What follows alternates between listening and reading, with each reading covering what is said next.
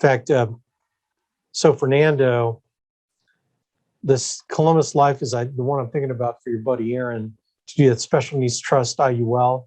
And I'm thinking MEC in that policy, putting $175,000 into that policy, and that other amount that he wants to put into that special needs trust in a, kind of an annuity vehicle, maybe something like that. Can you explain MEC A little bit, Fernando? A modified endowment contract. It's a penalty, right? Is that what it is? No, it's a vehicle. It's a vehicle. People call it a penalty because we're supposed to avoid MECs because it produces a tax consequence. But so the question you have to ask yourself is, why do rich people MEC life insurance?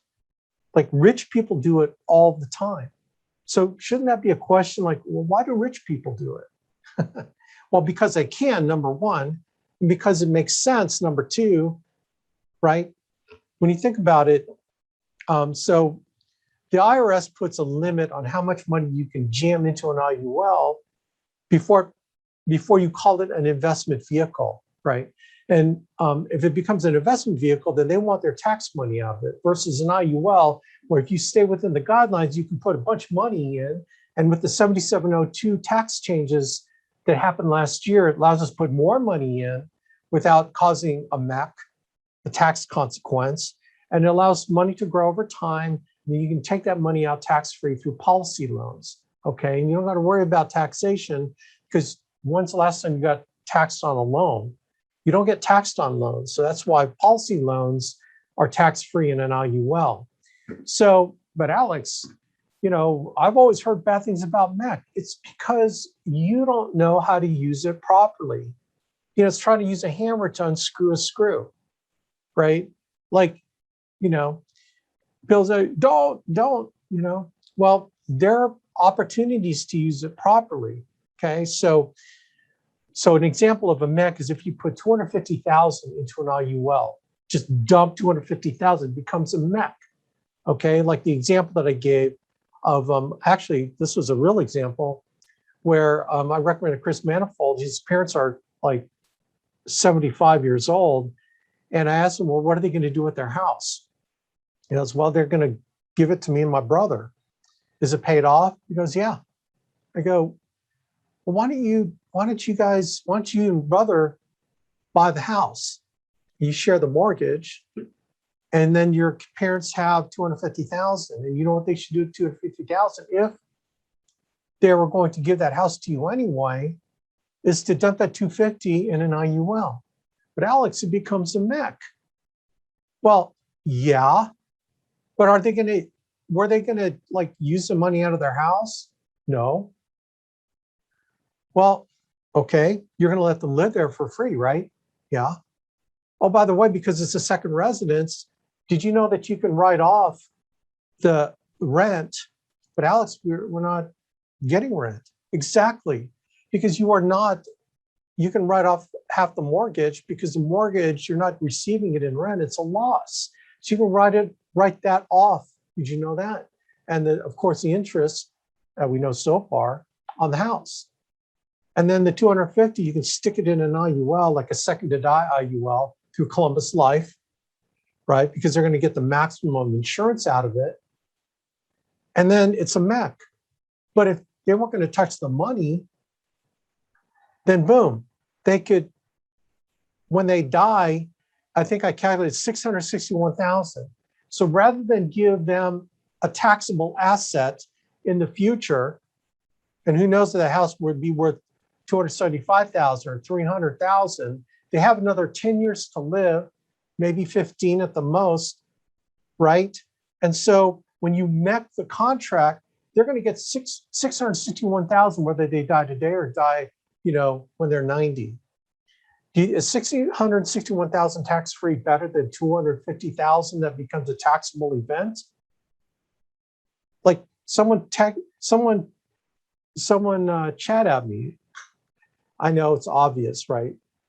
It's obvious, but that's a situation where MEC totally makes sense. Now, here's the beautiful thing about MECs is that with the CLI, Columbus Life, they have an option that none of these other IULs have, which is a cash value option, which allows them access to 94% of their cash value. Okay. Now, this is where it causes a taxable event. If they take any money out of it, they got to pay taxes on it, right? But let me ask you, when someone puts money into an annuity, they take money out of the annuity, do they pay taxes on that too? Yeah. Okay. The only difference in an annuity is they can pay taxes on the percentage basis, above basis that they paid into the annuity. So if they paid total 100,000 annuity, the annuity's worth 300,000, then they only pay taxes on 2/3 of the money that comes out. They don't pay taxes on the basis. Whereas in a MEC, they got to pay taxes on all the money that comes out because it's last in, first out. It's the last, the interest rate and the growth first out. It's the only difference. But when you think about the difference, when you think about because you have life insurance. So when you kind of measure the difference between an annuity and a MEC IUL, a MEC IUL is nothing but an annuity with a death benefit. And that little additional tax consequence if you take money out in a policy loan. That's the only difference. It's an annuity with a life insurance benefit that any money taken out is taxable. But it's got a life insurance benefit. So do you think that having a tax-free life insurance benefit that goes to your family is worth, if you should take out any money out, that percentage difference compared to what you're taking out in an annuity? Like, chat at me if you think I'm wrong. Chat at me if you think this is stupid. Because I tell you what, you cannot tell me that what I said is not true, because everything I said was true. So now I just changed your paradigm, didn't I? So does that make sense, the difference between a MEC and a IUL? It's like an annuity with a death benefit. Have you ever heard anyone say that? No one's ever said that, because now, okay, here's the other downside to MECing an IUL, is that insurance companies will let you do it up to a certain point. Because I think they get audited by the IRS on how many MEC contracts they let through. Okay, so you're going to get scrutinized. But I'm telling you, it is a huge, huge, huge opportunity in the right circumstances. Like, I'm telling you, Fernando, I'm telling you, man.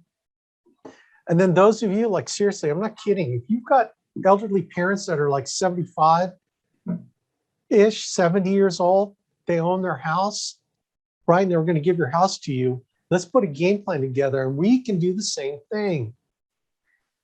I mean, we can do the same thing. You know what kind of commissions you'd make on that policy? Anyway, gang, rock on. Okay. Now, if I'm helping you with this, like if I'm heavily involved, we're going to commission split it, because these are not simple. You need a lot of guidance on these, and a lot of guidance on how to explain it to a client. Like, I'd probably be doing most of the closing to try to explain it to them. Okay. But it's a small price to pay to learn how to do this on your own. So rock on, man. God bless everybody. Let's do this. Thank you. Okay. Bye.